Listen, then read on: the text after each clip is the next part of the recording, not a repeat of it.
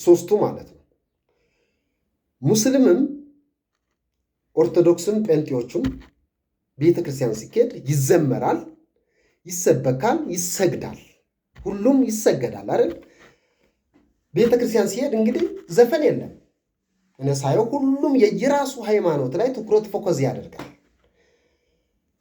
ከዛ ከወጣን በኋላ ግን ዘፈን ምሰማው ከሶስቱ ጴንጤ ነው፣ ኦርቶዶክስ ነው፣ ሙስሊም ነው። ይሄንን መልስ ፈልጌ ነው። ከዛ ሲቀጥል አንድ ሰው ስሞት እግዚአብሔር ሆይ ነፍስን ይማር ወደ ገነት ነፍሱ እንዲገባ እንጸልያለን፣ ወደ አጸደ ገነት እንዲገባ እንላለን። ይሄንን ስንል ግን አባታችን ሆይ ብለን ጸሎት እናቀርባለን።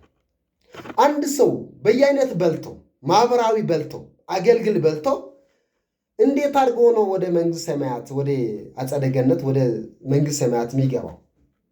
መንገዱ አንድ ነው ካለ ጨርሷል እኮ እንዴ። እዛ ጋር ቤተክርስቲያን ስንሄድ መዝሙር፣ ስግደት፣ ንሳ፣ እዚህ ጋር ወጥቶ ደግሞ ዘፈን። እንዴት አድርገን ነው የምንገባው? ይሄ የመግቢያ መንገዱ ይሄ ነው ወይ? እኔ ያልገባኝ። ስለዚህ የምንገባበት መንገዱ ወይ ደግሞ አገባቡ ወደ እግዚአብሔር መንግስት መግቢያ መንገዱ እንዴት ነው የሚለው ነገር ብንፈልገው ጥሩ ነው እንደኔ ሐሳብ። ለዚህ ነው ዮሐንስ ራእይ ላይ ምን ይላል መሰለ?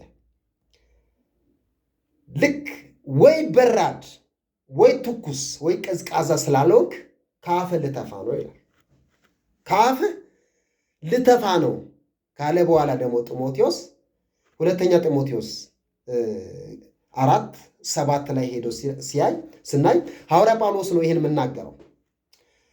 ትልቅ ገደልን ተጋድያለሁ፣ ሩጫዬን ጨርሻለሁ፣ ሃይማኖትን ጠብቄያለሁ፣ ትልቅ አክሊል ሽልማት ይጠብቀኛል ከክርስቶስ ከኢየሱስ ይጠብቀኛል ካለ በኋላ ለእኔ ብቻ አይደለም ይላል።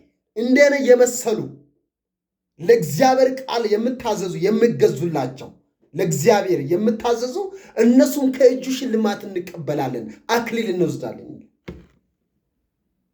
ስለዚህ አንተ ይሄንን አክሊል ሽልማት መንግሥተ ሰማያት የምትገባው በየአይነት ማህበራዊ አገልግል በልተ ሳይሆን በአንድ መንገድ ስትጓዝ ነው። ታንኪዩ